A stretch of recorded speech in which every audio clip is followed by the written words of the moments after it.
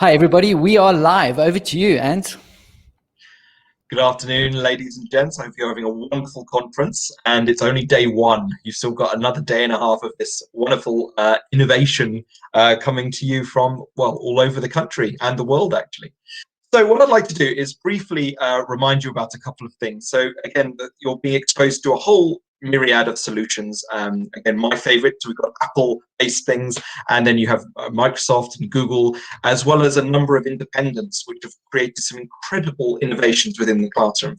But before we get into that, I just want to remind you to keep smiling. It's very, very important. This is just the beginning. Okay, so it's not just going to be this conference, it's after the conference ends. The innovation is going to continue, and I'd just like to remind you how that is possible. So here is the tips and tricks QR code and the web URL. So if you scan this at any point during the conference, as well as after the conference, you'll be able to see the tips and tricks the teaching staff who use educational technology a lot will have left all these video logs of what you can do in your own classrooms. Plus, it's a wonderful opportunity for everyone to get together and to innovate together, and you're going to hear about that from one of my speakers in a moment. So if you have a little reminder, again, there are big prizes. It is a nice incentive when you can win some really exciting technology as well, and they're not just little prizes either, they are big prizes, and you'll be asked to do things via Twitter as well as things during the conference pieces themselves, so get ready for some hardcore thinking. And before I do anything else, I will just show you that Twitter handle again. Anything that you are tweeting out with regard to any of the platforms we're working with, don't forget the hashtag Schoolscape Live at the bottom. It's not case sensitive, so don't worry if you've got a capital or not. It'll all go into the same channel. All right. Okay, now without further ado, I'd like to call Peter, who just wants to have a couple of words with you before the first sessions. Hey, everybody. It's an absolute privilege. We started this event initially to be an event to serve UK schools, but what happened is we very quickly became international. And I see we literally having chats and people saying hello from Morocco, Chile, Denmark, Turkey, all over the world. So we've decided, even the US of A. So we've decided we're going to have to rename the event Schoolscape Global, which is really exciting. So to all of our UK schools and schools from around the world, it is fantastic to have you here. Please, on the right is the chat bar. You can say hello and you can mention where you're from. Thank you, Estonia, India. And as Michael says, yeah, happy Safer Internet Day today. There's also a questions tab, so you are welcome to ask any live questions on the right. And we are also going to be launching a poll. So between Anthony, myself, and one of our other co-hosts, Warren, we have a lot of fun about who is best. Is it Microsoft, Apple, or is it Google? So on your right, there is a poll which is going to be going out live now. Please, will you enter that poll? And you can, I'm just pushing it live. There we go. Oh, and it is live. So, sorry, I see I put one other wrong one on. Sorry. There we go. So it is live if you would like to enter that in the polls tab. And that's enough for me. You're here to learn from real teachers. So I'm going to ask Anthony to intro our first teacher for today. It's my absolute pleasure. You're very, very lucky actually to get this presenter. Her name is Lisa Scumpieru. She's from the United States of America. And I had the absolute privilege of working with her on a global poetry initiative, essentially, that blew up into a huge project. And she's going to be talking to you about how it worked and what tech tools we used in order to facilitate really, really brilliant learning. And I'd just like to mention before she comes on stage that I want to rerun this project. So if you are keen to take part in a global poetry exchange, all the content is made, so you don't have to worry about if you don't feel terribly tech savvy yet. Doesn't matter, it's all ready. All I need are willing volunteers. So again, please get in contact if that's something of interest. All right, take it away, Lisa. Okay, I'm going to go ahead and share my screen now so that you guys can see the presentation. And I have my presentation on now. I'm going to go ahead and present it. My name is Lisa Scumpieru. I'm a digital integration specialist in Washington County Public Schools in Hagerstown, Maryland. And Anthony and I worked on this project whenever I was an English teacher. And it was back in about 2017-ish, I'm thinking, that we did this. We didn't know that it was actually going to affect and be so much where people could use it now. We presented this a couple weeks ago at a Maryland conference, and the educators were so excited about it, and they want to make those connections with other people in the world. At the time when I worked with Anthony, he was in South Africa. So whenever I was working with him, there was a lot of emails, there were a lot of Google Meets at odd hours whenever it was like, you know, early morning for him and afternoon for me. So there were a lot of, connections that we had to make for that, but we really found it very positive. In this quote, it's more than an objective that I want to give you guys. I want you guys to know that it doesn't matter if there's a distance or a time difference. Deep learning can occur with students when, you know, the teachers come together and they actually try to make those connections and goals for that student engagement and learning. Anthony and I are both passionate about what we teach, about kids learning. And so bringing us together really was a great thing to have. For the Global Fusion Poetry Project, that's what we came up with for the name. So we wanted to make the blended learning experience for students because they weren't going to see each other.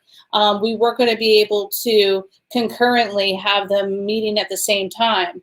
So we had to find ways to do this. So we created all this on a Google Hangout. We talked about the flipped learning. We talked about what we liked in terms of tools. Well, the tools I show you today, you can choose other tools. Like Anthony said, you can make a copy of these Google documents that we share. But you can also say, I'd like to put this in something else. Our goal was to show students, you know, the poetry from two different cultures and then have them question how culture affects one's identity and creations. So we really wanted to show a poem from the United States and a poem from South Africa and have them start to see how a culture does affect poetry. I'm seeing that I heard something in the chat, so I just want to make sure that I'm not disregarding that. All right, so I can see people that are in the chat, but I think they're just saying hello to one another still. I will check the chat periodically for questions. So what we did is we first came up with a hyperdoc. I'm going to show you that. So the hyperdoc basically went through and scaffolded for the students what we wanted them to do. Anthony used this hyperdoc and I did as well. So we were able to use this hyperdoc. We had them watch a video where it talked about culture and identity. And then Anthony and I came up with the idea that they're never going to even know their instructors. So I came up with a welcome video explaining who I was and where I taught and, you know, what was around me. And then he came up with a video as well. And it was really neat because when he sent me pictures of his students, they were watching me. And it was like, you know, in another place, in another world, but it was interesting for them to see. Another thing that was great too, my students then knew that this is a real person. This was a person that they were going to connect with in another continent, but they also liked whenever we started to use some of the strategies that I used, but then Anthony would build something and have them do it. They noticed his teaching style was a bit different than mine, and they would question that. So it was great for them to see another teacher and how they approach things. We decided to keep a strategy called SIFT for our poetry and went over that with our students. And then we both decided to do a formative. So this formative that I show you, so like when I share this with you, you're going to have this in the presentation notes. And whenever I join this formative, this is his. This is the Rainbow Nation that he had given, and then he had the questions. The students then were able to have those questions in there. What I did was, at the time, I don't think formative could share between teachers, so Anthony gave me his, and then I went ahead and copied and pasted his stuff in so that you see that my name's on there, and then I did a poem as well. So the students were able to go on to this, you know, talk about it after they had taken their notes. And then the big thing was they were able to go onto a Flipgrid. So afterwards, we were able to have the kids go onto a Flipgrid and they could share their poems. These are some of my students. Some of them flipped their cameras and they read their poems. But what they were doing is they were working with an authentic audience. That is what really blew my mind. I had kids every day say to me, I would like to play some South African music while we write our poems, while we do our formatives. I think it was Doobie Doo or something like that. They loved that song and they wanted to play it all the time. And I had kids, I did this with honors and on grade. So I did it with every level. I didn't exclude anyone. And I had those students come to me saying, do you know this about South Africa? They were looking up stuff. We were looking at what they wore, you know, all kinds of things. And even in the Flipgrids, Anthony said, when the kids were introducing themselves or commenting to one another, they were looking at what they were wearing, you know, like he said, like, you know, they noticed the sports stuff that they were wearing, the different things that they had in their presentations. But what was so great is even though we had that time barrier, we were able to find that connection through Flipgrid. And so that sort of made that time barrier not so much of an issue, but having that authentic audience. Some of my students that sometimes would just sort of kick back and just do the minimum, they really were trying their best because other kids were going to see it. And what was really cool, I think Anthony's students were in 8th grade and mine were in 10th. So there was an age difference there, but they did see those connections. They did see that, you know, they were working with another group of kids in another place, and they sort of, you know, became a little bit more concerned about what they wrote and how they conveyed it. So they took it very seriously, which was really nice to have in there. Another thing is we do have our reflections. Anthony has a reflection, and we just put this on a Google site so you could see, but he has his kids and what they were doing. So as you see, they have the HyperDoc up, they have their SIFT literary analysis up, they're going through all of that. They have me up and they're looking at me here. So it's like really interesting to see all of that. He did write out a reflection, and I did as well, that you can read later. But the biggest thing is this was a learning opportunity that went beyond what we thought it was going to be. It was rather lengthy. We did allow, I think, at least a week or so, or even maybe a week and a half, for the students to really work on this HyperDoc. So I'm going to go back to that HyperDoc so that you could see it. And I might even have it up here. I think I do. Yeah, so for the HyperDoc, we had times where we added to this. I might have a slideshow about South Africa, and that's how we started. We had a playlist on YouTube with South African music that we kept on adding to, and I kept on just checking with Anthony and saying, is this an okay song for my students to listen to? And we just went through all of that so that they could have it. But what was really nice is we did have that reflection part for them. And some of their reflections were very, I mean, some of them, you know, they were not seeing other parts of the world or communicating with other parts of the world. This made them sort of open their eyes and see that, you know, you could learn from anywhere in the world. And what was really nice is they did what we wanted our objective to be. We really wanted to see, does culture affect poetry? Do you have that ability for the culture to become part of you, and then you be able to show that through your poetry? And the students really caught on to that, and they really liked it. I'm going to check the chat because I want to make sure. How do you find a teacher from another country to do this with, Dan, you asked? I am going to show you some resources at the end. There is a global connection sheet that I made.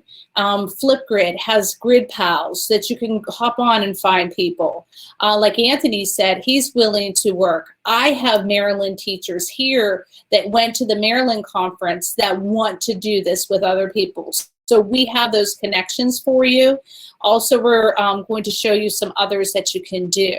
So that was a good question. Thank you for that.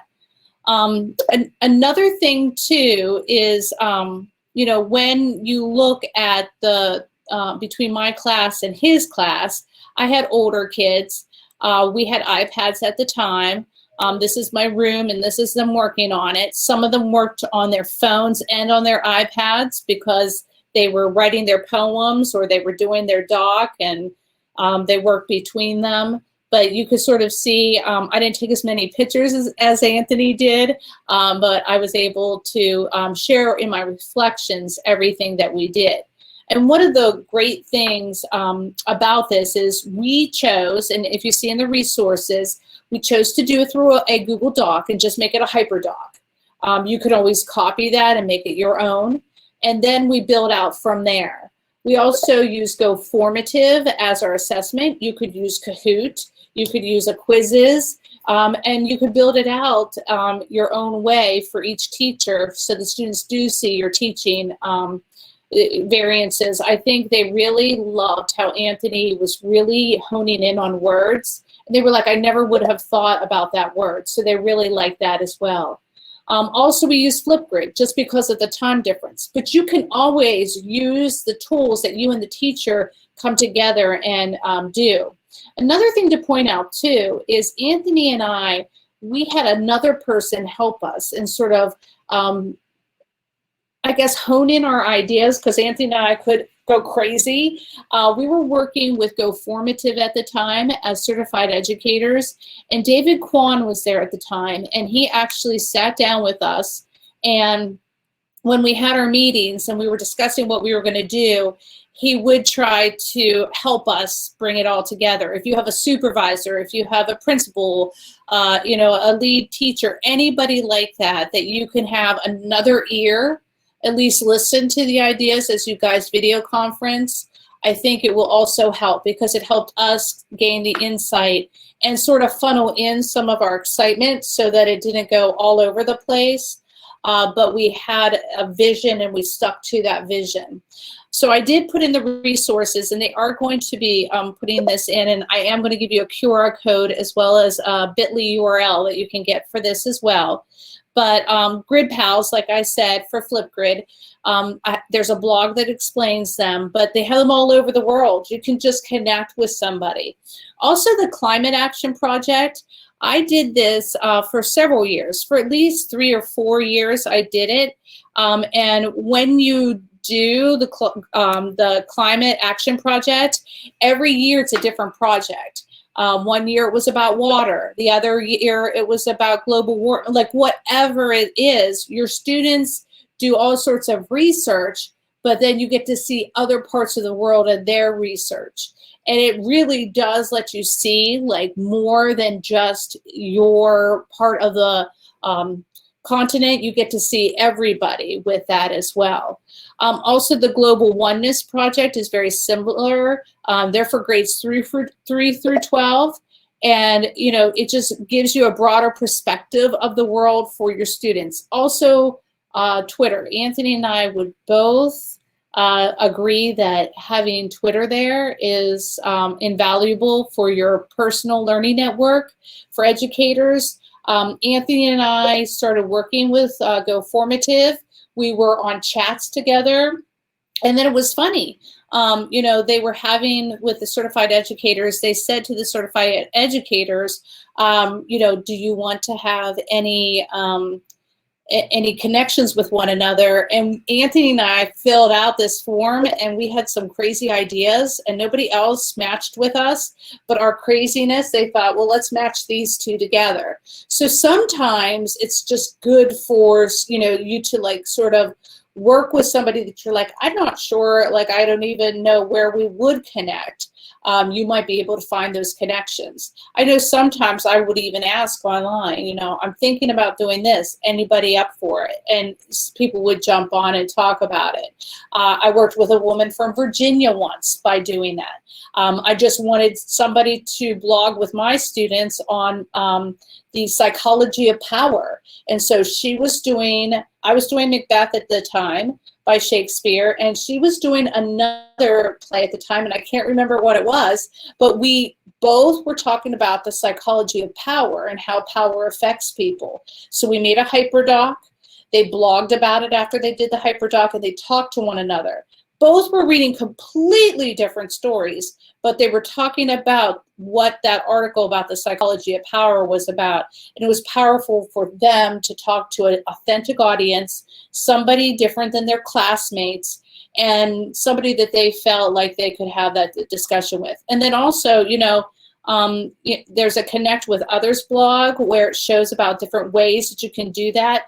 I've even done it within my own county where I have another teacher and I know that she is teaching something similar to me. I might have my students, they like that audience. They like to see that difference. So you could start small and then go bigger. Anthony and I never realized how big this was until later. We didn't really understand what we had done until we started to really see the effects of it. And I mean, I'm telling you, students talked about it for years afterwards. They would come up to me and be like, that was like the best. I learned so much. And it was a week and a half. Imagine what you can compound in a week and a half. So right now, let me just check the chat. And people are helping each other with the different global projects, and that's wonderful. Thank you. And thank you, Anthony, for putting that in as well. And, you know, again, you could use whatever you want to. We, Anthony and I, were connecting on those different platforms because we were familiar with them.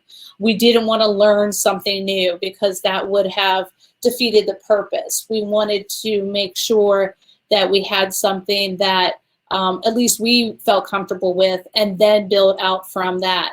And our students felt comfortable with it. Whenever I gave them this hyperdoc, they weren't like, what is this? We had done hyperdocs that were very familiar to this, you know, layout, and they could record their thoughts on the right.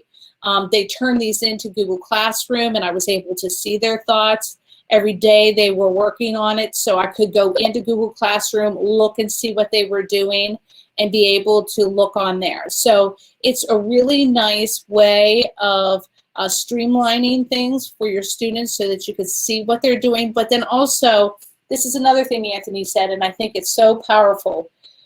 You step back as the teacher. You are not the sage on the stage during this time. You are the one that's sort of facilitating in the background, watching for anybody that might be struggling, but letting them go. It's sort of like watching your children learn how to walk. You know, you want to get up and you want to grab them by the hands, but you also want to see them stumble and get to the wall and hold on to it.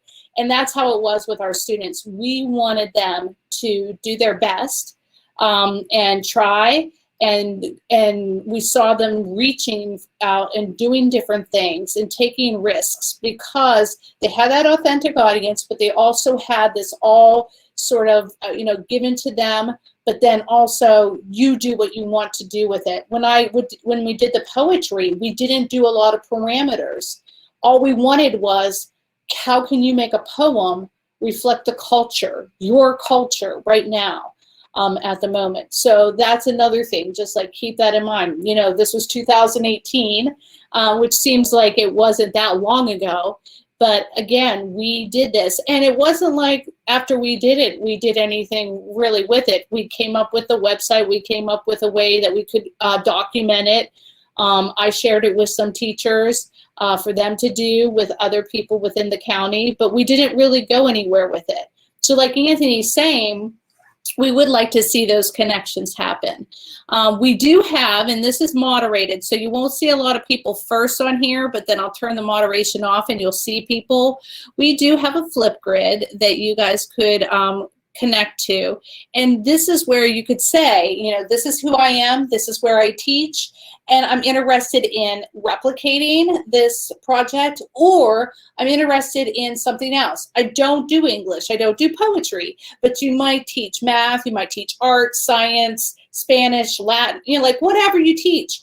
Whatever you teach, then like say what you do and what your vision is for what kind of projects you would like to do, that you would like to connect with others. And then we'll try to help you with those connections. I have a lot of people, a lot of teachers in our county that I can reach out to. And then also, we have a lot of people from different countries on this. So once you get on that Flipgrid, we can help you with those connections. So keep that in mind as well. Also, I do have the presentation. You can scan the QR code, or you can actually type in the bit.ly. I think some people were sharing the presentation. I do have a PDF of this as well, but if you want to take this presentation and use it for something, you're more than welcome to do so. And I'm going to check the chat again. You know, and I'm going to tell you something. Anthony and I presented, and it wasn't too long ago, a couple weeks ago in Maryland, and we both presented this at the same time. I will tell you that we ran almost over, and now I'm going to blame it on Anthony because I'm almost finished with the presentation. So his bantering back and forth and helping with the presentation helped make it a little bit longer. So that is something to keep in mind, that, you know, we both presented this. So can someone share the bit.ly in the chat? I can definitely do that. I'll just go ahead and copy and paste it for you. Oh, there we go. So I'll go ahead and add that.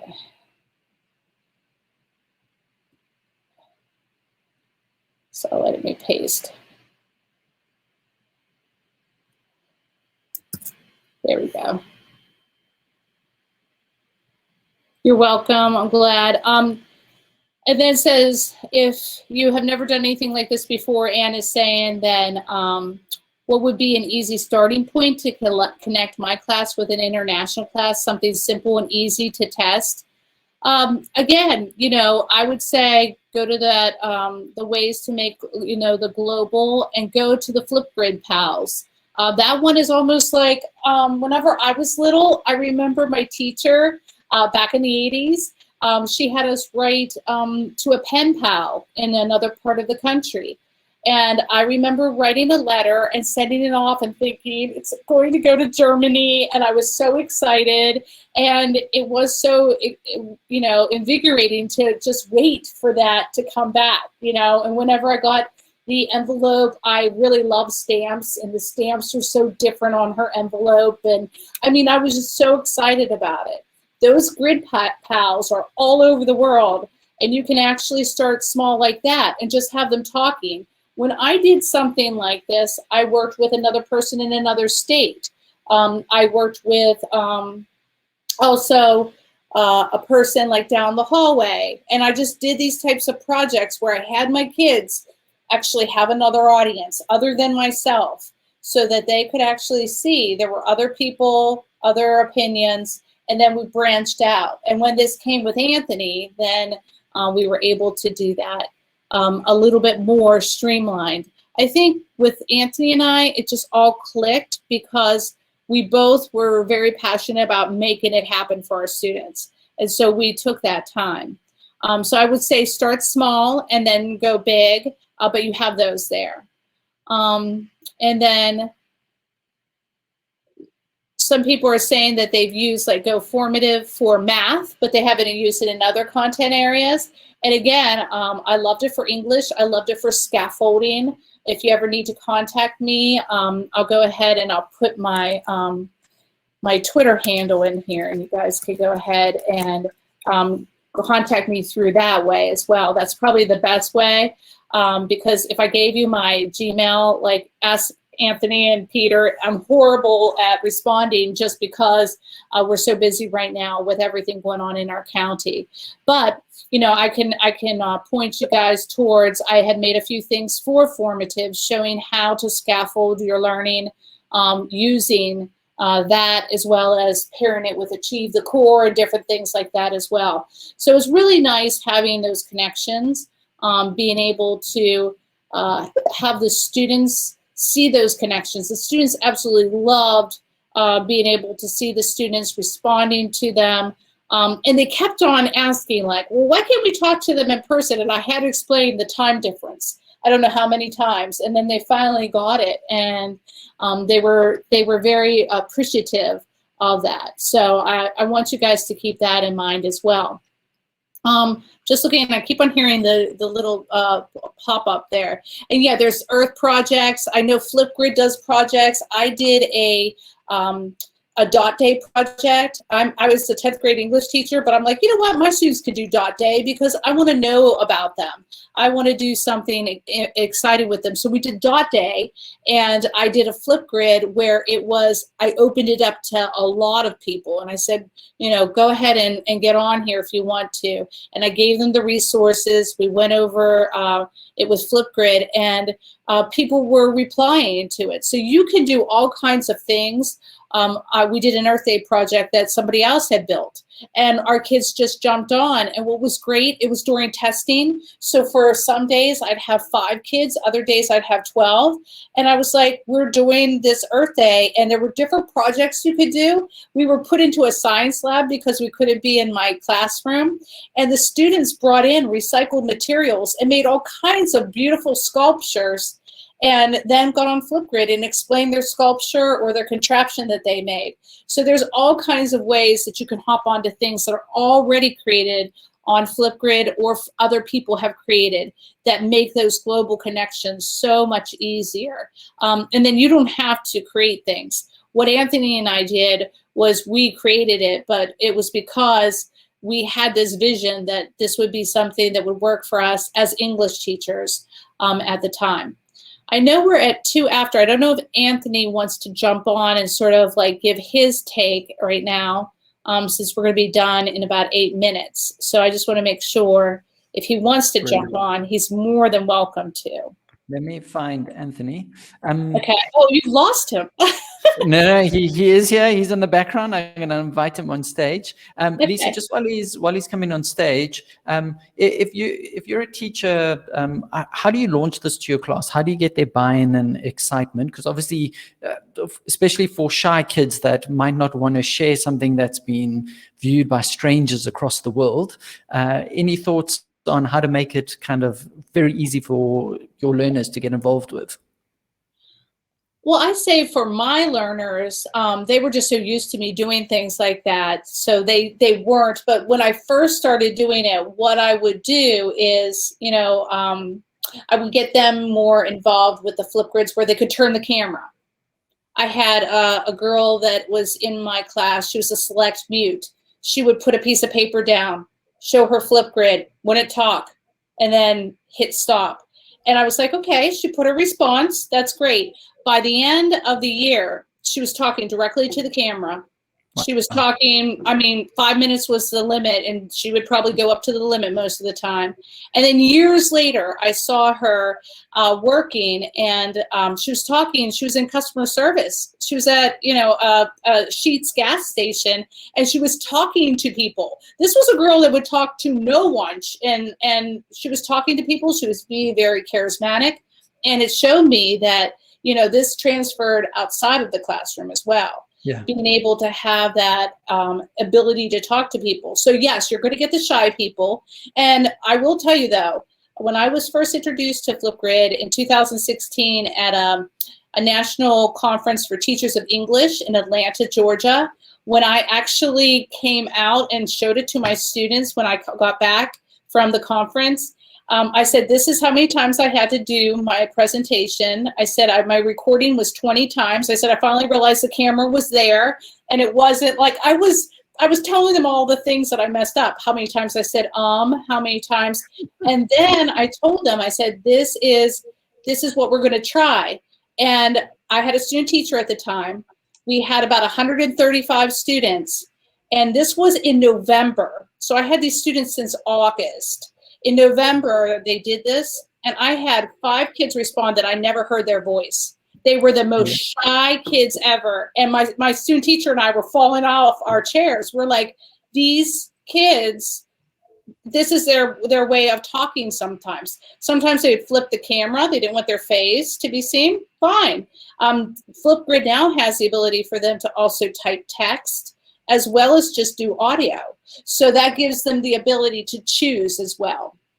Brilliant. And Anthony, for yourself, so Lisa's in the States, you are in the UK. What was the experience of your class on the poetry thing you did together?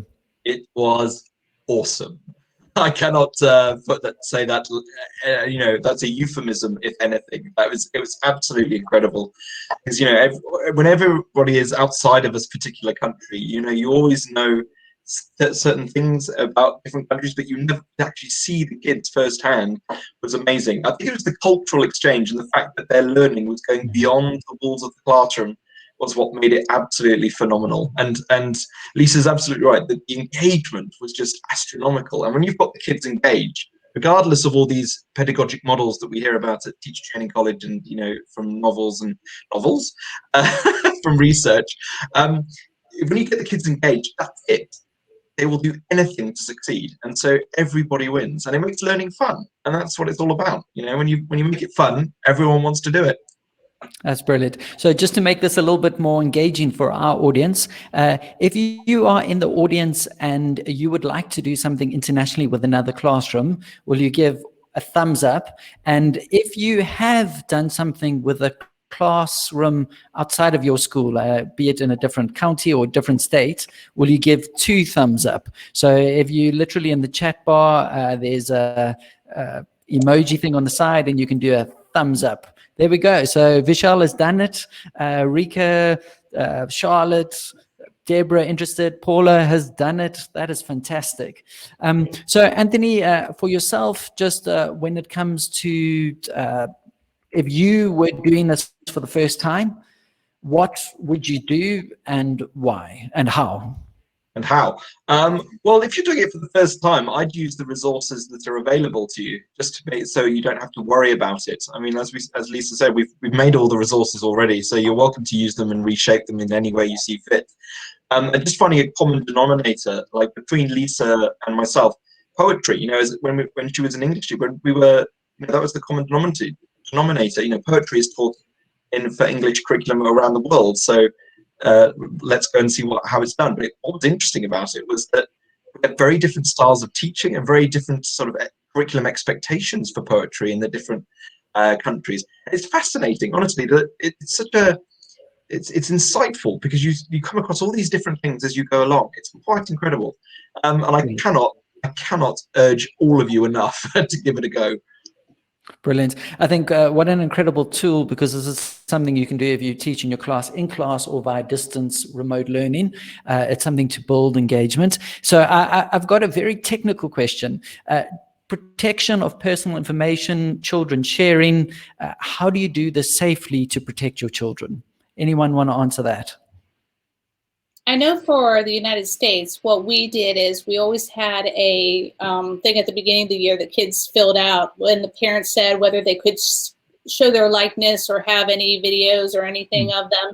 And so I was very cognizant of that. Students knew if they got onto Flipgrid, they would turn their camera if that was the issue, so that I would not have to see them. Most of the time, I wanted them to turn the camera, show their work, and then do a reading showing mood or tone or emotion, or what the character would have sounded like if they read it. So they always were sort of used to not being like right in front of the camera. They were used to showing their work and utilizing their work. So that was one way we did it. I always told them to only type in their first name and their initial, because I would recognize them when I would hear them on, and I also had the actual piece in the Google Classroom, so I could pair them up. Sometimes initials if we were working with other people in other countries. So we did things like that just to make sure. Brilliant. Thank you. So, ladies and gentlemen, that is our time up for the session. Lisa, I've just got one last question, because we, Anthony and myself, are having a battle of the best. Are you a fan of Google, Microsoft, or Apple? I am a fan of Google just because I'm a Google certified educator, and I'm also a Google trainer. And our district is G Suite for Education's district. However, I have dabbled. I am also an Apple trainer, so I have dabbled in Apple, but I will tell you, it's not as, I had to do a lot of finagling to get Apple to work because we are G Suite. So it is nice to have a Chromebook versus that. But we can get anything to work. Technology Anthony and I know technology, we can get anything to work. And I have a feeling he's Microsoft, but that's okay. You know, we Anthony is all can play in the sandbox together. Anthony is a big Apple fan. Lisa, you have been absolutely amazing. I think the challenge is out there just to inspire your kids, do something different. Go onto the links. What we will do is Lisa's information that she's made available, we will share in an email for everyone who watches this afterwards. You'll get the info. Pop on. I know someone shared Flipgrid has got some kind of opportunity to build connections with international audiences. Find a teacher, try it, see what happens. It's worth the risk. So Lisa, we appreciate your time. Thank you so much. I'm going to now drop you off the screen, so thank you. Okay, thank you. Have a wonderful day, everyone. Brilliant.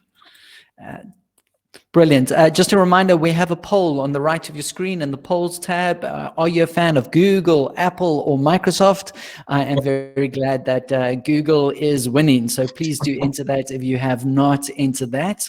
It is now my privilege to intro Anthony properly as he comes on stage. So Anthony is head of learning at the UK's biggest online school. And in fact, I actually think it is now the UK's biggest school. So he has a lot of experience. He's often up at all hours doing teacher training, and he's going to be sharing now what I think is a really practical, super simple kind of session that can really engage your learners. And on top of that, he's got some cool prizes up for grabs. So Anthony, I am going to hand over to you. The floor is yours. Thank you very much. All right.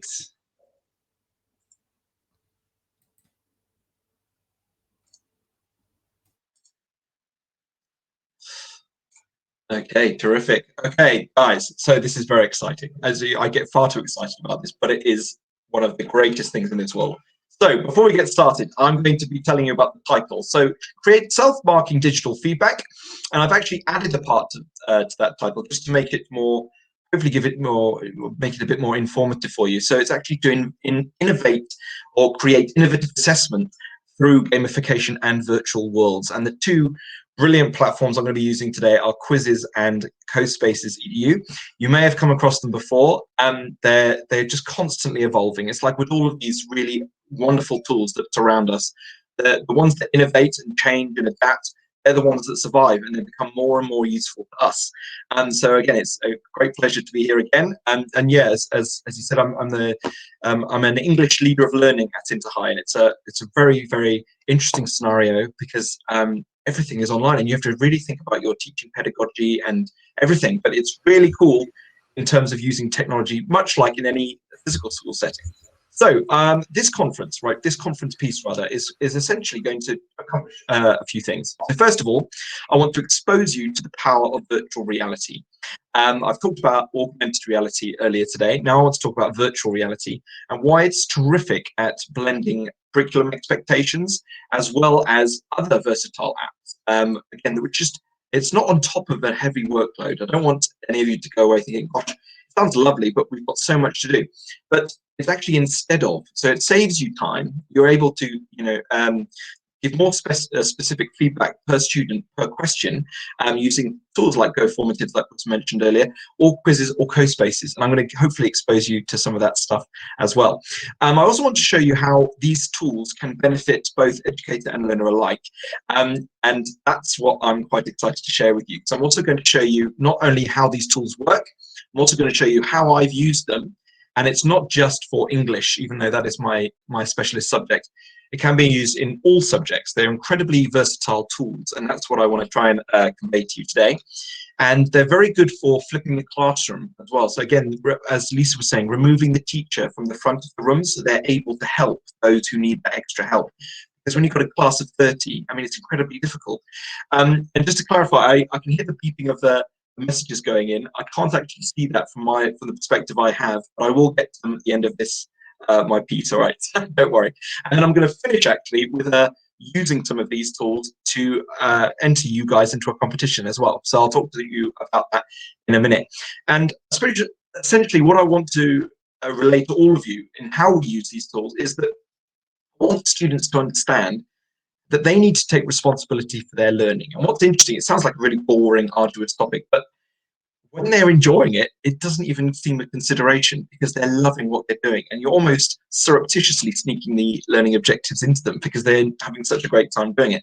And I want them to sort of appreciate what it is to truly learn in the way that is far more rewarding and actually better for long-term memory as well, which is brilliant when it comes to exams. So without further ado, just to remind you, in this piece I'm going to go through with you, I would like you to, when I say something to do with a hashtag, I would like you to try and, after I've given you enough information that you need, please tweet out and how you would use each of the tools that I've come across for today. So the ones I'm doing now, not from the ones earlier, the ones I'm doing now are CoSpaces.edu and quizzes. All right. So again, use the same hashtag at Schoolscape Live, and then some of you will win prizes live, and some of you will win prizes at the end of the day tomorrow when we go through the tweet feed. See how you would use these tools in an innovative way. So as you can see, these are some questionable facial expressions in front of you. This is just some of the ways that you can use virtual reality. Again, and CoSpaces.edu is absolutely amazing for using this platform. And there are when it comes to virtual reality and accessibility, there are actually very few alternatives that which offer as much power and opportunity that this one does. So without further ado, I want to give you a little demonstration of how it works. So this is the web URL you can go to. I'm just going to show you a very brief description of how you can use it, and then I'm going to show you, as I said, the other bits and pieces. So if I just minimize my screen for one moment. Okay, so if you go to the CoSpaces.edu site, you get this opportunity. So it gives you free options like many of the applications do. And so if you go to something like CoSpaces, I can create a CoSpace. Now using the free version, you can create 2 environments, which is really useful. You can kind of play around with the features, and then you can essentially experiment, and that's what it's all about, playing with purpose. This is what I tell people when they ask me what I do for a living. I play with purpose. So if you create a CoSpace, you have a variety of options here. So you can create a 3D environment, a 360 image environment, or even a MergeCube sort of node. And I talked to you about Merge earlier, and you can actually create your own essentially pictorial 3-dimensional images that go on each side of the MergeCube, and they have that added bonus with CoSpaces here, which is tremendously powerful as well. You can have your own kind of choose your own adventure kind of things with, and there's just innumerable advantages to that, and I'll explain that a bit later. So I want to start with an empty scene. Let's start with that in a 3D environment. All I do is I click on it, it takes me to the site, and I've got negative space. All I'm doing is clicking and scrolling around. I've got a blue camera in the middle. Now, if you want to think, oh gosh, where do I start? Well, CoSpaces sort of offers you this tremendous variety of things. You don't need to know how to code to begin with. You don't need any knowledge of that. It really does scaffold your own understanding and that of your learners. So if I scroll down to the bottom, I've got 3 tabs: library, upload, and environment. So if I go to environment, I can upload my own 4 images, my own particularly fabulous carpet if I wish to. But again, it's your own world. But if you click on the edit bar here, you then have a variety of scenes. So you know, you can just decide for yourself what do you think, what do you fancy for a virtual classroom, for example. So let's say I would like this one. That looks particularly lovely. And then I scroll around. That is my world. Now I'm in the editing option at the moment. So if I wanted to go into it and imagine what it would be like for a student's perspective, all you do is you look on the right-hand side and you click play, and that's it. And now I can scroll around, look around with my mouse, see the beautiful scenery, and then with the arrow keys, I can then go and explore. I can go have a walk around, see what's going on. But then that's just the scenery. Then you think, right, what else can I do with this? Well, everything, essentially. So I've decided I've got my scenery. Now I want to upload some characters. So if you go to the library, it has an array of different characters. So if you scroll across, many different characters. Now you're given a finite, you know, quite a fairly small number of these assets initially if you're using the free version. But they offer, you know, there are trial periods you can have as well to help you know, decide whether or not this would be a really useful tool in your classroom. So if I just drag, I can then drop this character. There he is. Let's have an animal, just to make it man's best friend. Let's have a dog. Right. Now, again, if I go to play, just to see what it looks like from a student's perspective, I look around. Oh, there they are. There's my dog. And there's my human. Right. And I scroll around and I think, right, that's cool, but that's not really, what can I do that pedagogically speaking? That's not terribly useful. I mean, it's nice, it's a bit gimmicky, you could say, but no, it goes beyond that. You can teach students within this environment, and I've done it, so it can be done. If I could do it, anyone could do it. And I'll talk to you a bit more detail about that in a minute. But if you want the characters to do anything else, for example, you can double click on the character, and you can do a variety of things. So I can move him, you can organize the posture, you have a variety of, the X-Y axis. Let me just see if I put that down. Right, so if I double click on him, I have a variety of things that just pop up just in front of me. So I can give him a speech bubble or a thought bubble. So I am nervous.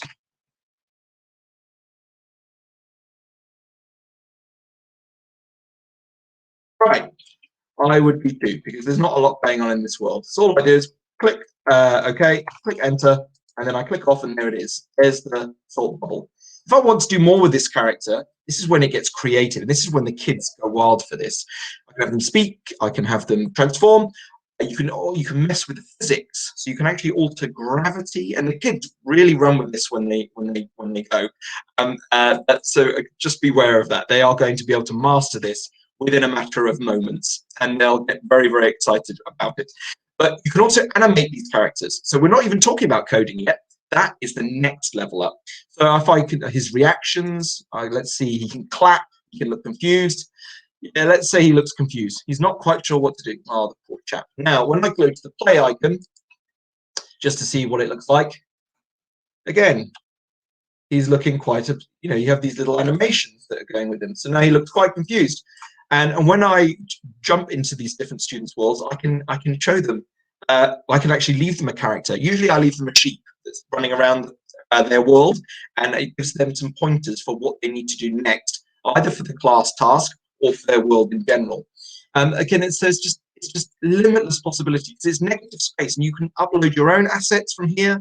You can do Google searches. You've got 3D modeling. It's quite ridiculous how many things this will imbibe. This platform allows you to integrate so many different versatile, useful things.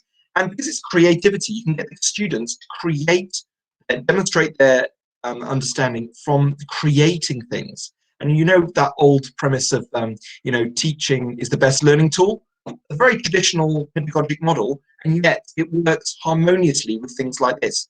We have these tools. They should be using these tools, because this is the environment that we find ourselves in. If we're not using this kind of stuff, we're actually giving the kids a disservice, because they're not being shown what is available. And it's fun. Let's focus on the most important thing. Because it's fun, they're going to love it. What else was I going to say? Oh, yes, you can also add sound effects. You can have all sorts of things. But again, I don't want to go into too much detail of that, because I'm going to explain that a little bit later. Now, if you look to the play button the button next to the play button, we have something called code. Now, this is where it gets very cool. So the kids who want to learn how to code can actually start experimenting. So if I click on C blocks, this is a very cool kind of coding where you sort of pretty much a drag and drop scenario. So I can have some actions, set the animation of collect items, to move, to say something if they're clicked, and all you do is you click them in.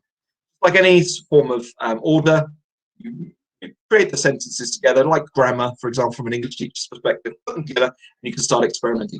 For those who are brave and really want to try something else, we can start experimenting with the other kind of coding, when you're actually typing in the symbols and all these different things. And again, that's really cool to do. And when the kids realize that coding is actually a very, very versatile skill, and if you could tell a computer to do something, if you speak its language, you can do anything. So that's what I'm quite excited about from that perspective. All right, now let me show you some examples of what we can do in our classroom. So if I show you this one. Now, I was thinking, how can I use this from a teaching perspective? So this is an ex-colleague of mine when I was working in Cape Town, called Richard Pence. awesome English teacher, and we ran a project together where we wanted students to be as excited about Sherlock Holmes as we were. So what we managed to do is we used CoSpaces, but with a higher order thinking in mind. So we didn't just want them to go through their usual, curriculum expectations like improved student engagement, literature test, all of this stuff we're always striving for. But what this one showed us particularly well was the perspective. We got students to solve. Richard, he recreated the scene of the three students, the mystery of the three students, and the kids had to solve the crime. And so they actually had to use the deductive reasoning that they were going to hear about through the story, which again showed another level of application.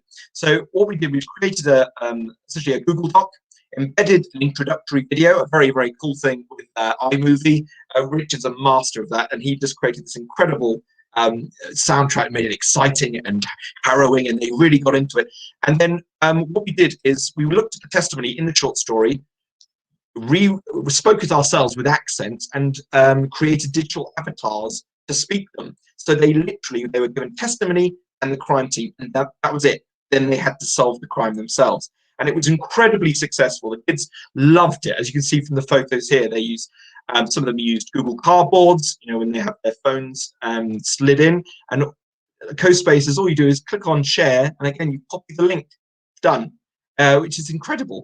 And the students were given those two crime scenes. Some of them like using an iPad, some of them like using Google Cardboard, and it was truly incredible. That's an example of one of the screenshots there from what they did. Really, really powerful stuff. But again, it doesn't stop there. If you have a look here, my colleague from Interhigh, he created this rather incredible alternative to, let me just put it over here, this incredible alternative to students learning and discovering their learning. If you look at that Interhigh example here, look, he created this. My name is Joe. Welcome to the virtual Interhigh Geography exhibition. Thank you very much. So off we go.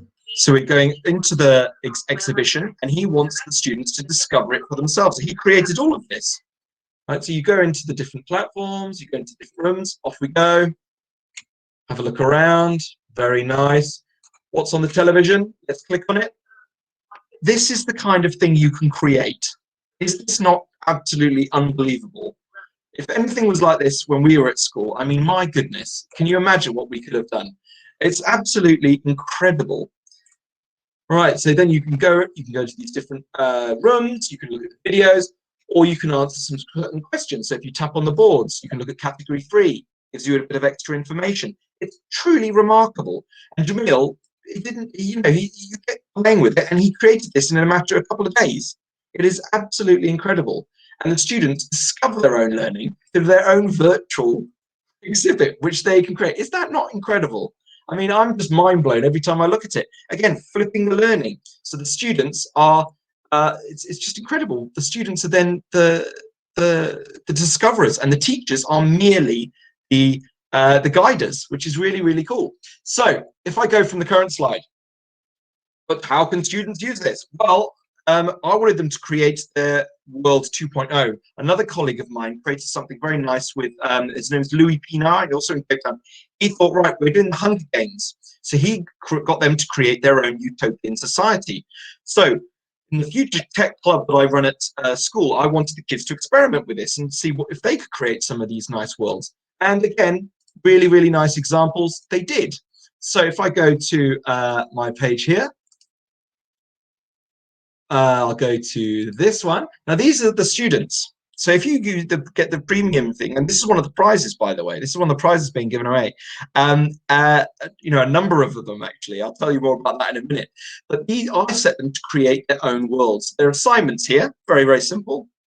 Create your perfect utopia. This is what they did. So they had to think very carefully about what they're going to include, what are they not going to include. So you've got these lovely examples here.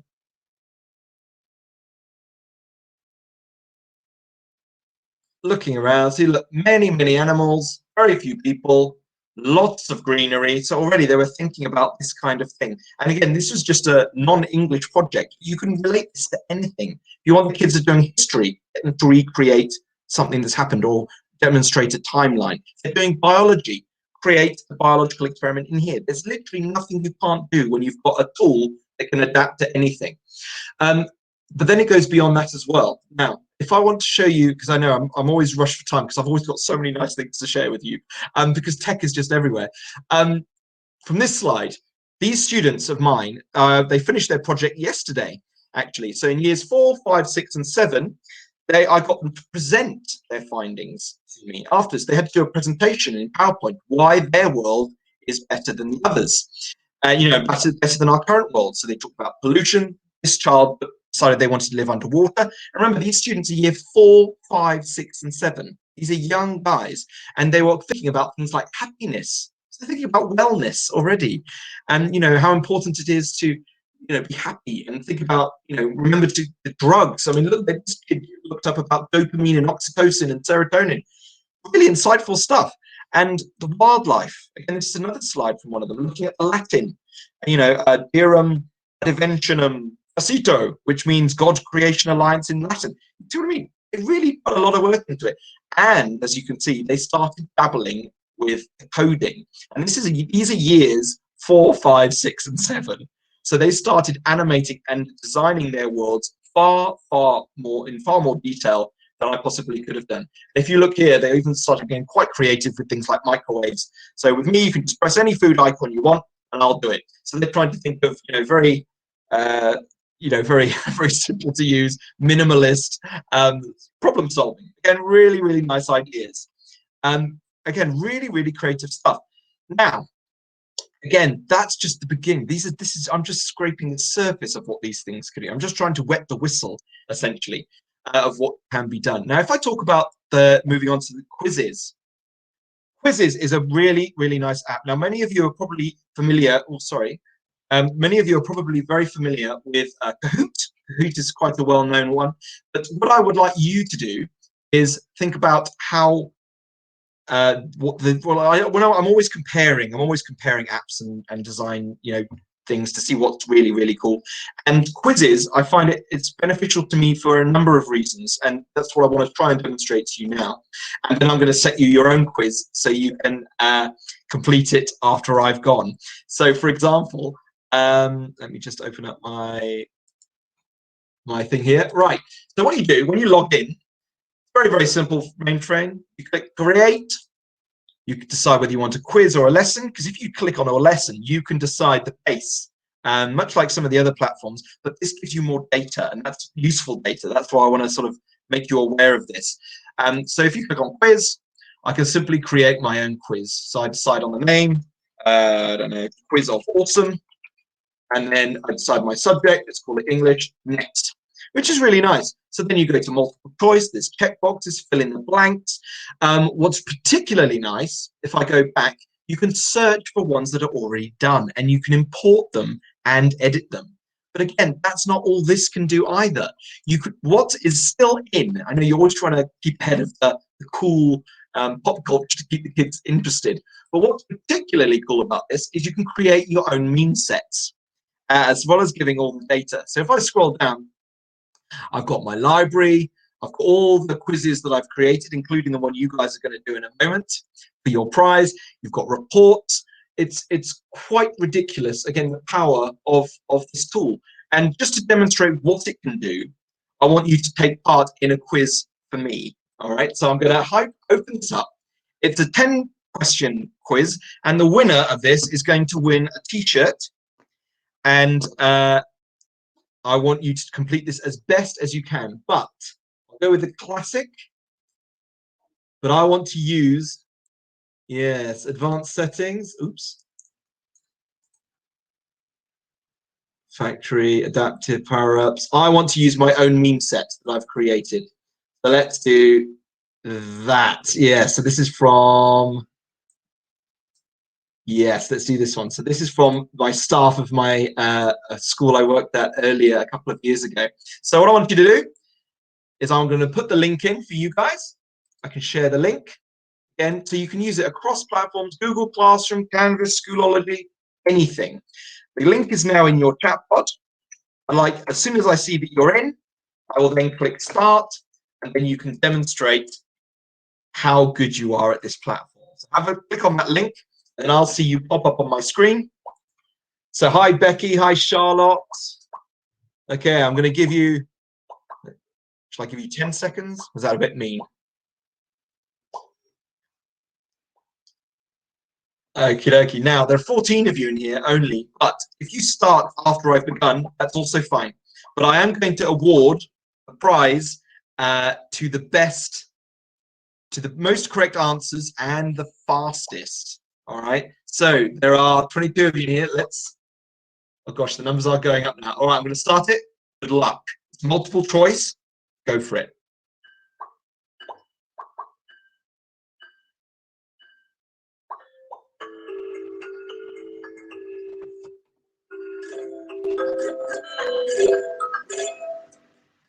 Change the theme.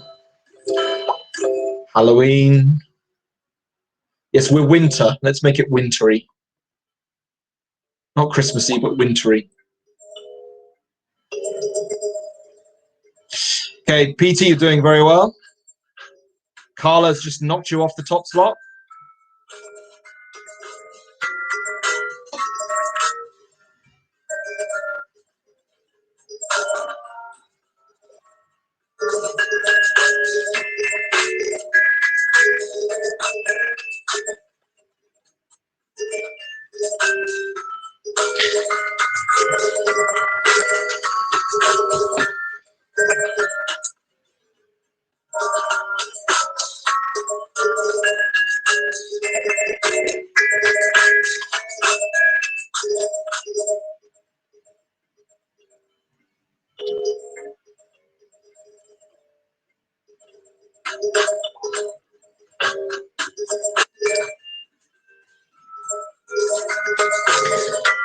Oh, Roxanne's just knocked off the top slot. Nope, she's back again.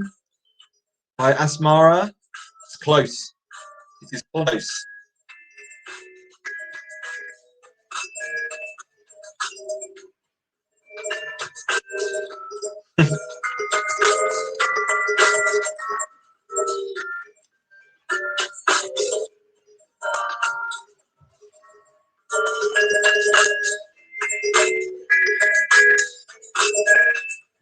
Okay.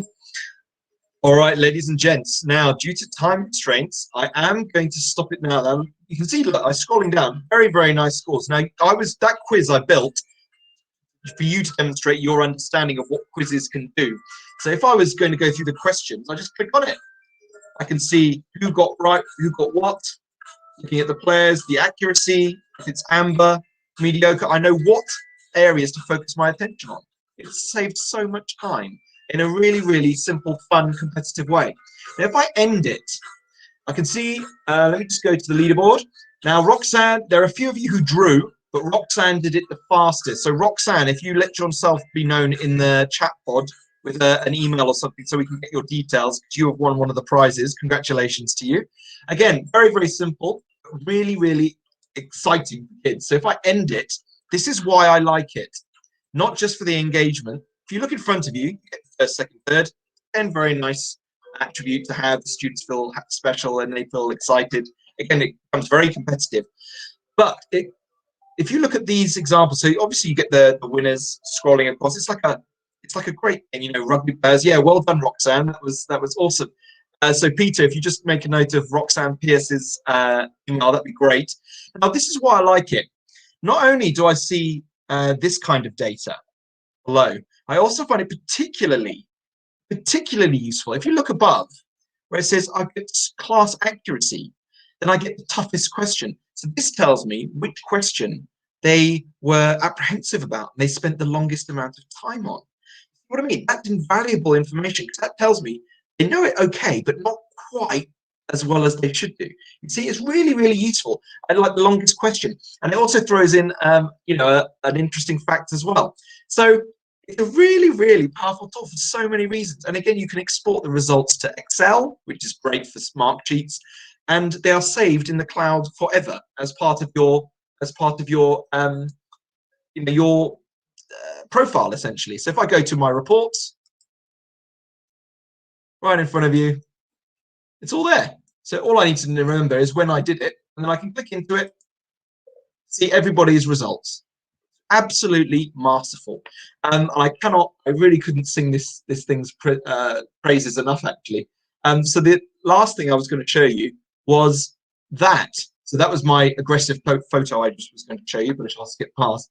But again, I'm achieving same applications as what we've been talking about this entire conference. Student-centered learning, it's effective. They feel responsible for it. They feel accomplished when they do something well. The teacher becomes the guide. We've said that several times. Students can demonstrate their learning through creativity. Kids can create their own quizzes based on an idea. And they play each other's games, much like they use each other's virtual reality spaces. They're constantly compounding the knowledge that you expect them to. And they're made in a very cool way by students. You know, student-made content for students, by students. All the teacher does is make sure the accuracy of the objectives are being achieved. And then again, it's modernizing presentations. And again, it's using the relevant tools of today. We got there, ladies and gents. Thank you very much. Have a wonderful, wonderful conference.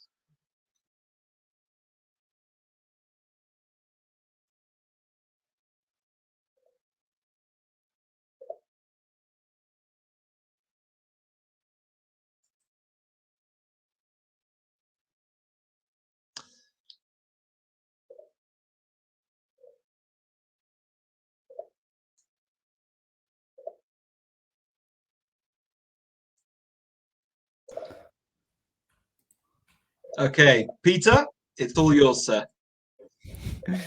Brilliant. My apologies. I was battling to get on stage. Technical issue of note. But you were absolutely brilliant. Sorry, you always have gremlins when one is live. So, so just to confirm, we have a couple of prizes to give away. We had a question on prizes. So I know we've got a full super plan for quizzes up for grabs. Yep. We've got a t-shirt. I think, am I correct in saying Roxanne won the t-shirt? She did. Cool. Who is going to win, or how can someone win the super plan? Right, the super plan, this is what they have to do. So the Twitter link I've been putting, the hashtag, so Schoolscape Live. I'll just put that in again so people make sure they get it right. So Schoolscape Live, what you have to do is tell me how you would use this, how you would use quizzes innovatively within your subject and your school, essentially. How would you use it innovatively? So that's the hashtag I'm just writing in now. So Schoolscape Live. And for Schoolscape Live, there we go. So there it is. And if you want to win, I mean, excuse me, CoSpaces. So I'm so excited, you see.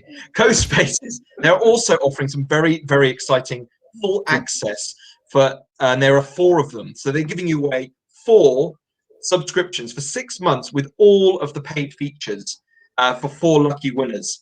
And again, for at least one of those, I'd like you to, for at least one of them, I would like you to write in Spanish, absolutely, absolutely possible. I would also like you to write the same hashtag, but I want you to type in that it's using CoSpaces. And again, how you would use that in your subject, how you would use it in your subject. And it has to be innovatively. Remember, you're given tools. You don't, it's not, gone is the time when we look at an iPad, for example, for an English app, a maths app. That's not the way you should be thinking. It's, these are the tools. How can you use them in order to work backwards from what you want the kids to be able to do at the end? How do you get them there in the most creative way? And the most creative people will get those prizes. Great.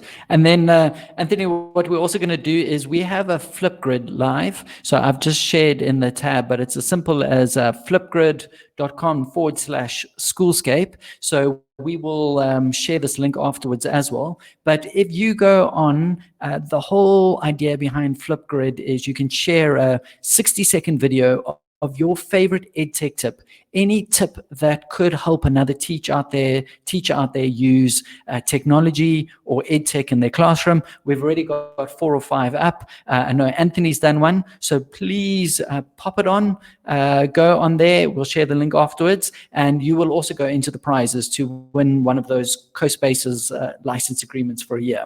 But ladies and gentlemen, we are now gonna flip tracks. So Anthony, thank you so much. It's incredible seeing really, really practical stuff. So thank you for that. The good news is tomorrow we have another session which will be on VR and AR, so we can look forward to that. But now what we want to do is we want to do the Battle of the Dragon's Den. We have 3 incredible companies lined up that have EdTech and tech products that we think are going to blow your mind. I'm just warning you, the last one, when I saw it for the first time, blew my mind, and actually the first one as well, which I'm going to invite Andrew on stage. So what we want you to do is we want you to check out these companies, and then at the end, we are going to do a poll on who you think your favorite one is.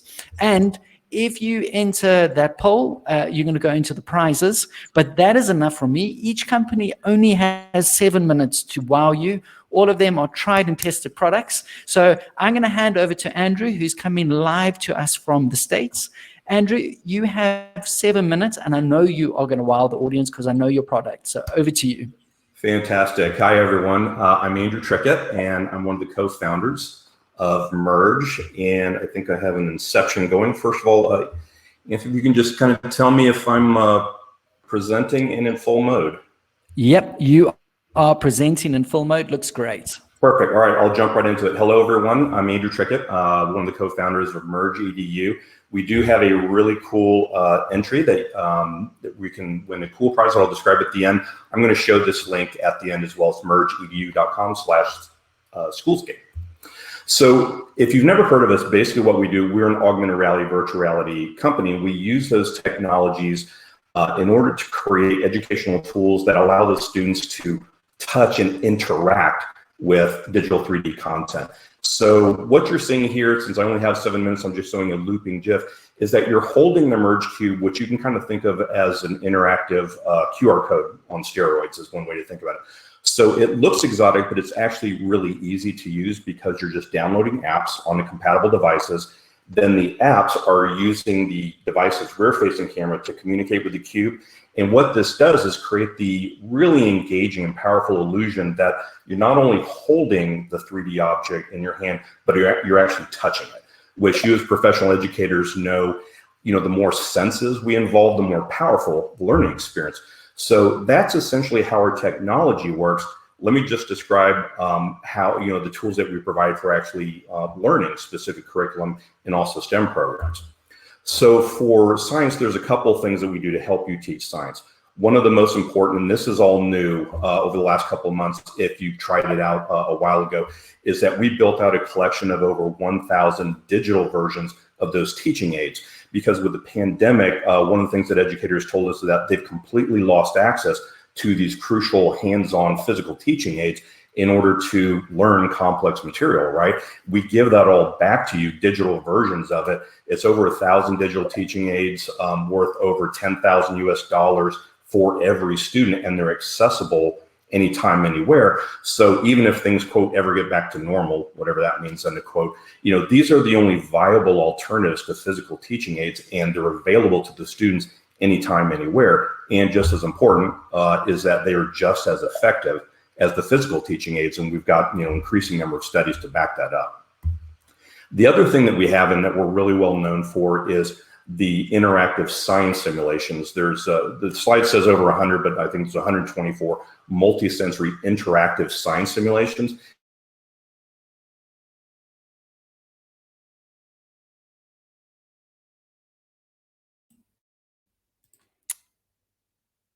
Sorry, Andrew, somehow you have been removed off screen. I'm just going to invite you back on. Andrew, if you could just click. Sorry,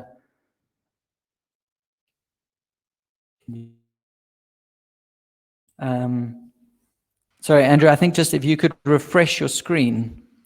Okay. You are back. Sorry about that. As we always say, when people are live, We always get the odd gremlins creeping in. Andrew has disappeared, so we're just going to wait for him to come back on. Also, what's very interesting, quite a few comments that people have been using co-spaces and merge together. So quite fitting that Andrew is going after this. Andrew, can you jump back on stage when you are ready? Don't worry, we are used to technical difficulties. And we've had some great questions. Just for interest's sake, who of you out there think Merge is awesome? If you do, please just give us a thumbs up. I think it is literally one of the most creative things I have ever seen. All right, so Andrew is coming back on. I think we are having, let's see if he's coming back. Yeah, lots of smiles coming through there for that. Andrew, I am not sure what has happened, but we are going to give you another chance to come back on. What I'd like to do just while we work out where Andrew is I would like to invite Ian on stage. Let me just see Andrew last. No, Andrew's not there. What we'll do just while Andrew's getting ready is I'd like to invite Ian on stage from Too Simple. Ian, are you live at the moment?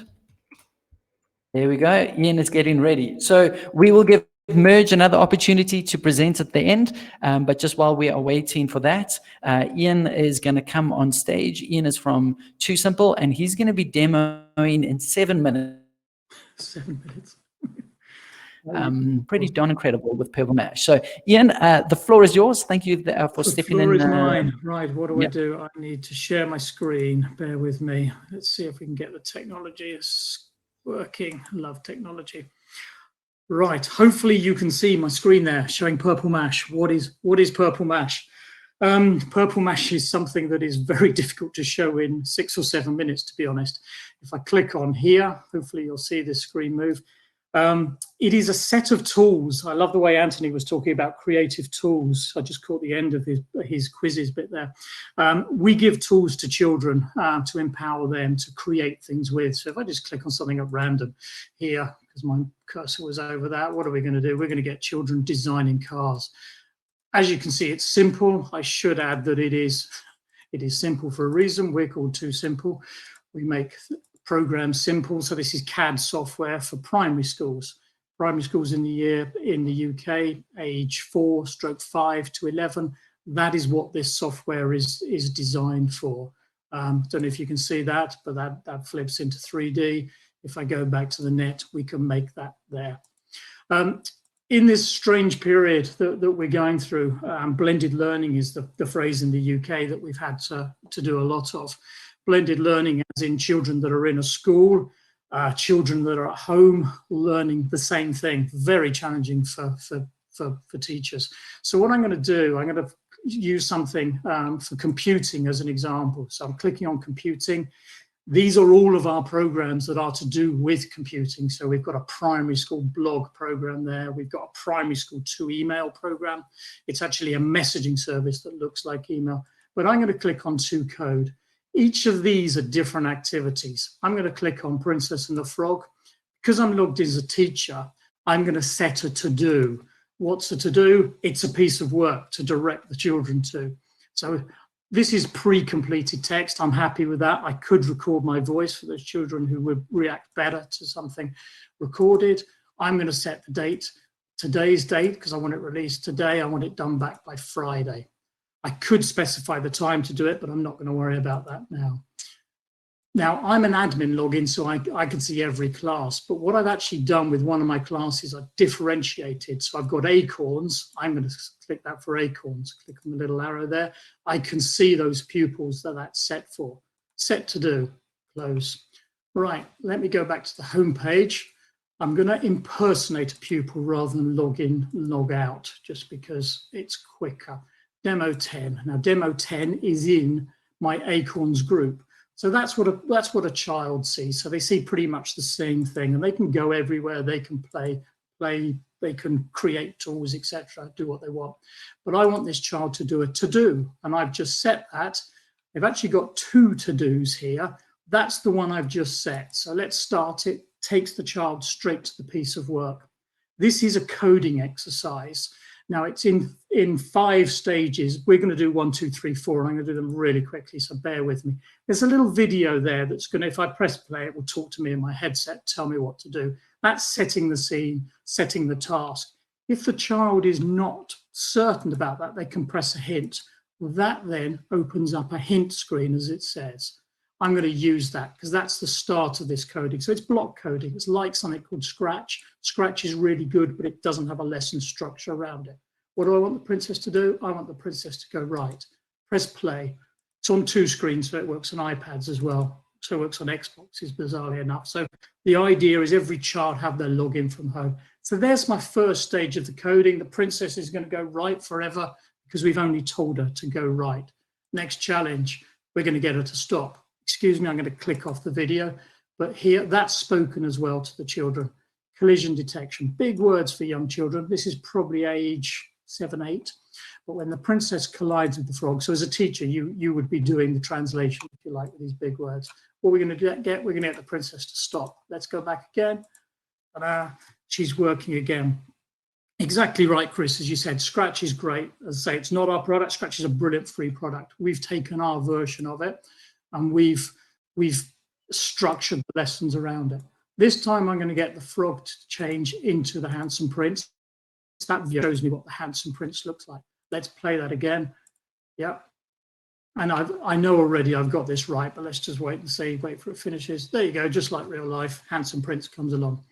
Next challenge. Now this is a debug challenge. So I'm not sure if you can read that, but it says, I'm going to make monkey version of this fairy tale. I think the frog should turn the princess into an ape. I've tried to code it, but it won't work. Can you fix it for me? Again, they can take hints, but I've done this before. So if I click, nothing's happening. We've got some question marks here. Frog collides with the princess. Now let's click it. Yeah, I'm going to get it to work, and it will work, and that gorilla will turn in there. Ta-da! There we go. So that takes me to the next stage, which I'm not actually going to do because that's what I call the explore. They make their own version of the game. But I got 4 stars, and that's why I've logged in as a pupil or impersonated a pupil, because I now want to come out of here and I'm going to go back, and I'm going to go back to the teacher that set the piece of work. Bear with me, sometimes it takes a few seconds to just gather the data. So what have I got? Let me look at my to-dos as a teacher that I've set. What have I got down here? I've got Princess and the Frog. View scores, fingers crossed it takes me. Yep, Demo 10's just done that. They got 4 stars. If they'd done more examples, more attempts at it, and I did that in 2 minutes, 10 seconds. So it starts to bring up a picture of data. I could go in, let me impersonate another pupil. So again, showing differentiation, I'll go into a pupil that's in the Oak Trees group, Code Camp. So I'm now in another pupil. And now I'm going to look at my to-dos in there for this pupil. So again, I've got a different piece of work. I've got Newton and the apple. Works in a similar way. For timing, I'm going to whiz through this really quickly. So there, at this time, I'm going to get the apple when clicked. I'm going to get the apple to go down. So click on the right one. Click it there. Yep, I've got the apple to go down. Now I've got to get the apple to go to the next stage. Forgive me talking so quickly. Peter's given me a difficult task here with 6 or 7 minutes. The apple I want to hide. The bump I want to show. Sorry, I have to talk to myself when I'm doing this. The bang I want Don't to worry, show. Andrew, I'm listening in, and sadly you've only got 30 seconds left. 30 seconds, right. Well, let me show you pressure. the key bit of what I want to do. I want to show the real code. I've flipped that across to real code. There's something that I don't think Scratch can do. So this is key stage 1. So up to age 7. Later on, they can actually edit that real code. But I'm going to come out of there. And I say there's just loads in Purple Mash, loads and loads. It's just pre-made resource. It's resource that you can make. I'm going to see if I can keep going for as long as possible. So Anthony was talking about quizzes. We've got a quiz tool. If you want pre-made resource under a topic, you can search for it under a topic. So if I wanted to do history, we've got loads of pre-made writing frames. There's just all sorts. Purple Mash is, I'm going to call it random. There's just so much in here. It's the mind of our owner, Nigel. He's a teacher trainer. He just thinks of all these creative ideas. He just keeps going. We've got books. You're going to have to stop me. All right. I'm going to have to press pause. You are. But that is absolutely brilliant. I just have to read this from Lindsay, just because Purple Mash has been an amazing tool at our school. Activities have Thank you, ranged Lindsay. from improving comprehensions and serial mash to playing maths and English games to coding to art, music, and writing projects. Teachers from all grades, from 1 to 6, and all subjects have been able to set to-dos for the whole classes or selected children who need extensions, consolidation, or extra reinforcement. So it's amazing seeing some of your clients there just going for you. And Ian, you have 3 months free on Purple Mash. Yeah, so as a prize. As a prize. So if you would like anyone who's watching in the chat bar, just tell us what you think of Purple Mash. If you've used it or you haven't used it, you could win. And what we'll do is we will draw someone at the end. So please. Exactly. So if you're a school like Lindsay who's got it, we would extend your license 3 months. If you're a school that hasn't got it, you get it for free for 3 months. And I'll give you an overview in more than 6 minutes to get you started. Fantastic. All right. So Ian, I sadly need to drop you off. So my apologies. You've been Thanks, Peter. Thank you so much. No, thank you. Brilliant. So please do enter the competition.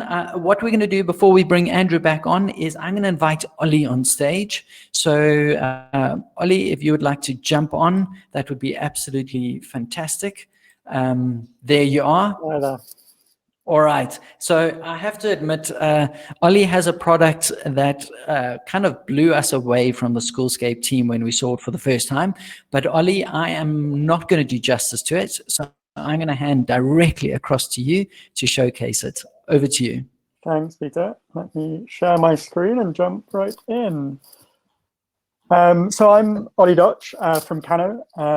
So we are a British-based, UK-based technology company, and I'm so happy to be here to tell you all about what we've come up with for thousands of teachers, thousands of students all over the world. This is the Kano PC. It's a full Windows 10 powered 2-in-1 computer, so tablet and laptop, that students can use at home or in the classroom. It's perfect for remote learning or classroom learning.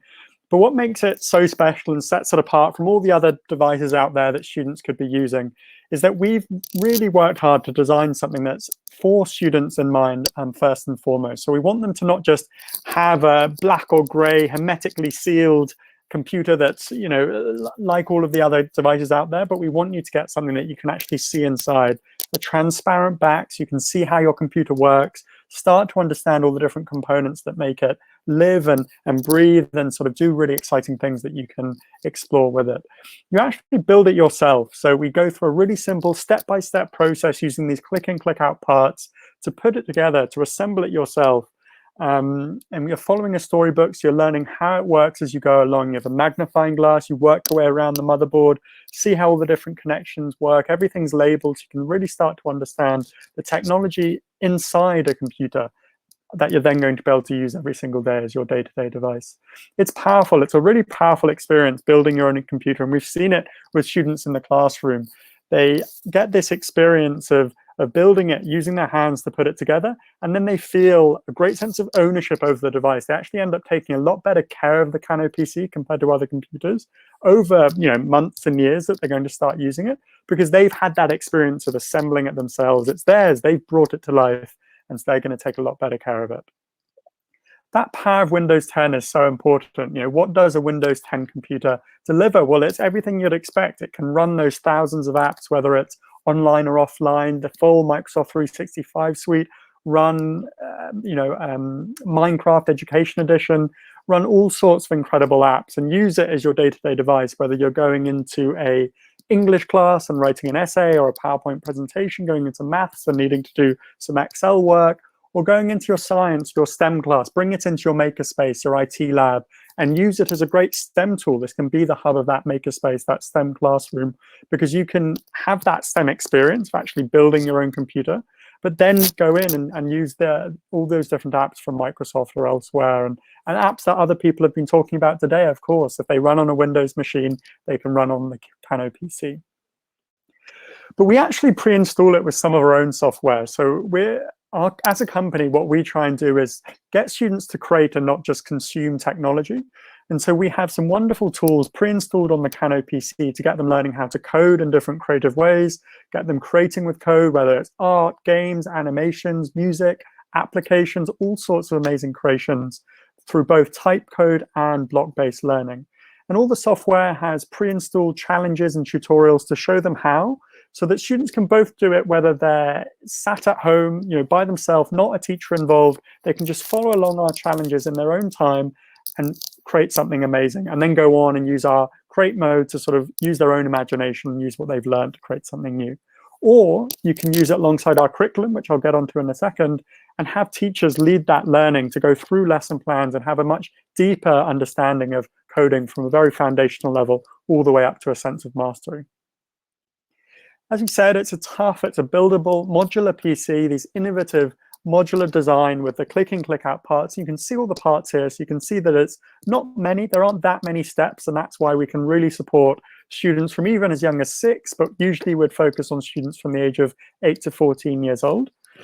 But these click in, click out parts offer something else that's really exciting. If something goes wrong with the Kano PC, if something in the hardware fails, given a couple of years, all hardware fails eventually. Not all hardware, but sometimes something can go wrong. And we know from research that it can be keyboards and batteries are the 2 pieces that fail most often in devices in classroom environments. With the Kano PC, we can actually empower teachers and students themselves to diagnose and fix what went wrong with their computer, and then just unplug their battery, plug in a new one, and be up and running immediately again. No need to send their device off to the IT office or the administrators or to a technical repair specialist for them to get their very special screwdriving kit out and unscrew the back and try and figure out what went wrong. We can get the students actually doing it in a really safe but educationally focused environment to learn how to diagnose and fix their own PC. That folio cover as well, it's worth saying, it's both the keyboard and also the cover, so it protects the device as well.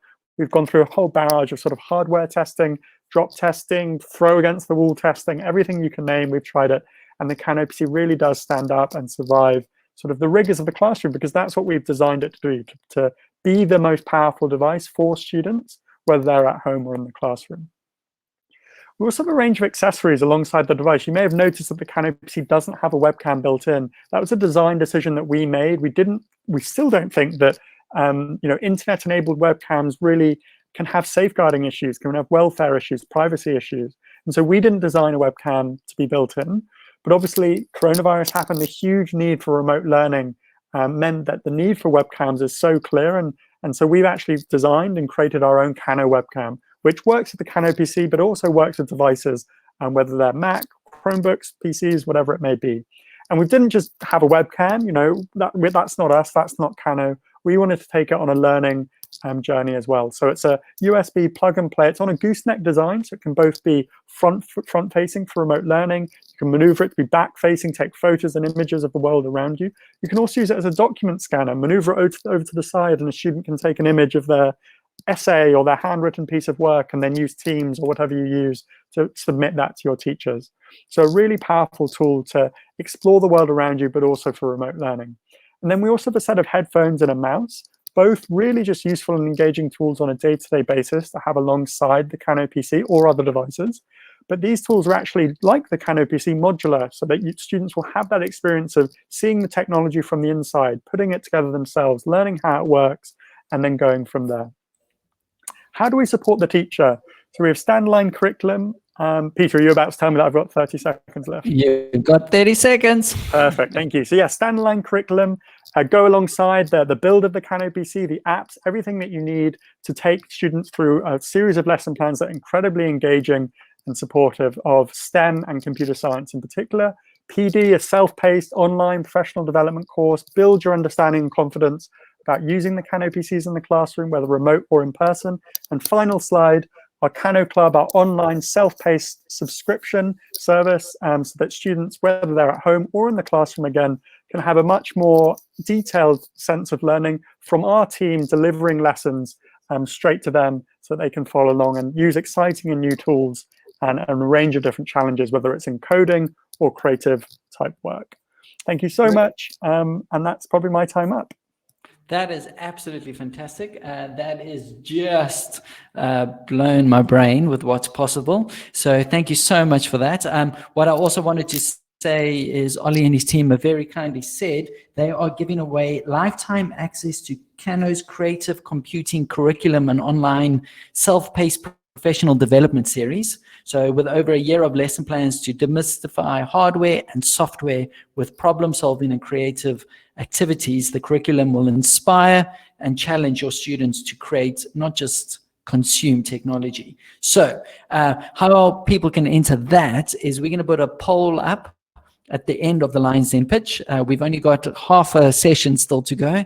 And if you enter that poll, tell us who your favorite company is, you will stand a chance to go into the prize to win that. So Ollie, thank you. That was absolutely amazing. We appreciate your time and we appreciate the incredible product you have built.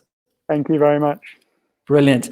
Okay, so ladies and gentlemen, last up, just because he technically, and don't worry, I've done many a fail online, disappeared. He is back. And what we would like to do is just give him another couple of minutes, another 4 minutes, Andrew, just to showcase. I think Merge is literally one of the most powerful tools that I've seen that can be used in the classroom. So please do continue. Awesome. Can you guys see me and can you see my screen? Yeah, we got you and we got your screen. Fantastic. Well, I think where we left off was I was finishing up talking about the digital teaching aids. I was within the tools that Merge has created to help you teach science. So one group is all of the digital teaching aids. The other one are all the science simulations, and these are interactive, these are multi-sensory, and we've prepared them to help you explain these very complex topics, this complex subject material very easily in a very enjoyable, intuitive way. And the reason this is so important, and the real power of this platform, is that it's so captivating that the students really lean into the session and they retain the information. We have aligned all of the content to K-8 standards. I know we have an international audience here, so I'll just say to several countries' standards, you'll just have to contact us to ask about yours. We have integrated quizzes within those simulations, and they feed back to a teacher dashboard so you can manage the classroom to understand who has done what, who's kind of finished their assignments. So that's the technology in terms of the apps. But the other thing that we've built out, and this may be new depending on when you last tried it, is we've rewritten all of the activity plans. And when the pandemic hit, we had to rewrite them because we need to accommodate the remote learning context as well as the traditional in-school context. We also made them so that they could be led by the student themselves as well as the traditional teacher-led situation.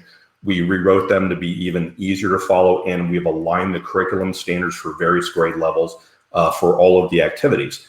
So far I've been talking about how we help you teach science. Let's talk about STEM programs and what we help you do.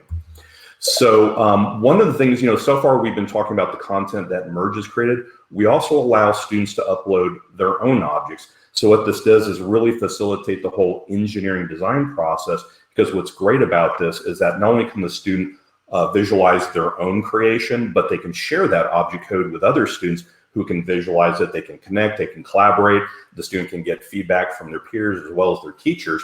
And we've also recently released a slew of new projects, STEM projects that are based on future careers. And again, these are designed to accommodate remote learning, in-class learning, or a hybrid of the two. And they're challenge-based, so they can support a day's worth of projects, a week, months, or an entire semester, an entire school year. It all depends on how you want to use it. And those are brand new, so we're happy to talk about those. If you want to try this out yourself, just go onto our website, which is MergeEDU.com. So there's two E's there in the middle.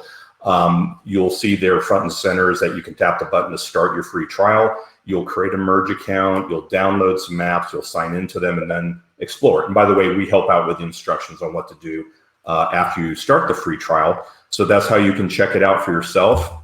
And last but not least, we do have a contest that we have an entry. If you go to mergeedu.com/Schoolscape, you can enter for a complete class set. So this is, I believe, 30 Merge cubes and a classroom license for an entire year, so that you can use it with your students. So we're excited to give that away to one lucky winner. And if you'd like to reach out to us, you can visit us on our website. We have a very active Facebook group called MergeEDU. Matter of fact, Facebook told us it is the most active education-related Facebook group in the entire world. We also have a Twitter account, and Instagram where you can reach out to us. And with that, Peter, I don't know how we're doing on time, you know, since we went back and forth, but that's the end of what I have to say. Yeah. Brilliant. Andrew, I think that is absolutely incredible. Please, everyone, check out, we put it in the chat bar. We'll also post it now, but mergeedu.com/Schoolscape, and you could win a license agreement. Please also, to everyone, tomorrow we actually are going to be talking more on VR and AR in the classroom with someone straight from Italy. So there's more on this topic coming, but I think what Andrew and his team has done is absolutely incredible. Andrew, thank you for joining us live. I am going to drop you off, but that is incredible. Well done for what you have done. Take care. Great. So, ladies and gentlemen, our apologies. We've definitely gone over time, but we are ending now. So I'm just going to invite Anthony back on stage. While he is doing that, there is a poll on your right. So which is your favorite lines then pitch? MergeEDU, Purple Mash, or Kano? So at the moment, Kano is winning, and remember, you can win that incredible tool from Kano, all of their resources. So please enter that one in and check out who wins at the end. And then what I wanted to also just quickly do is we had another poll running just because I need to kind of rub this one in Anthony's face. So I'm just going to share my screen quickly because this is fantastic. Just remember, I am representing Google for this event. Anthony is representing Apple, and Warren, our other kind of IT manager who's handling the morning track, is not here, but he's Microsoft. So just a clean sweep by Google as the favorite tool. So you asked, are you a fan of Google, Apple, or Microsoft? Google 51%, Microsoft 30%, and Apple 19%. But all three are absolutely incredible products. And in closing, your favorite moment from today? Well, you've kind of upset me now. I think the favorite moment of today is just learning. I mean, these conferences are amazing. You just learn so much from so many different people.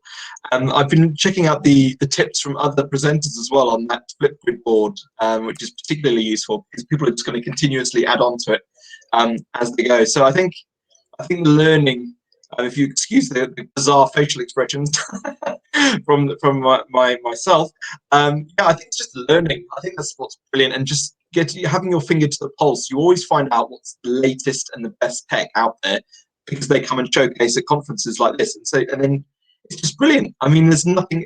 If you imagine when we were back at school, this sort of technology being available, my goodness me, I'm certain I would have, worked better at mathematics if I had a merge cube.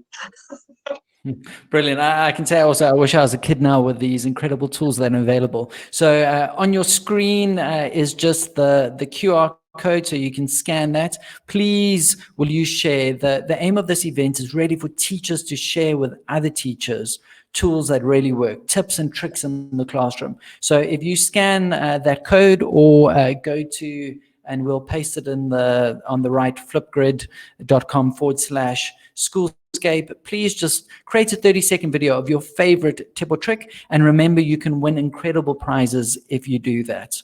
And then, Anthony, we have two incredible speakers lined up tomorrow. Who are they, what they're going to be talking on? And then we are done for today. Okay, so tomorrow we've got a number of people coming in. So we've got Steve Beswick, we have David McClelmont from Down House, and we have, well, essentially when we talk about Steve, we're talking about an Education Business Development Director. So you're going to see, again, this is all-encompassing conference, really. You're seeing from the hardware to the software, to the teachers using it on the ground in the classrooms. So it's very exciting, and that's just the morning session. So in the afternoon, you've got Joe Moretti. He's an international Apple trainer. Notice that I'm having a final push for Apple. I'm expecting a last-minute surge, and he's going to be talking about Sleuth, a very, very clever. Again, you can apply it to the classroom setting as well as especially, you know, sort of silence about it until you see him tomorrow. And then we've got Jess Rico talking about virtual reality, again, one of my favorite things. So it's a very exciting day. It's a great start to the conference, but tomorrow, don't forget to be here. Brilliant. Thank you, everyone. So we will be live again tomorrow.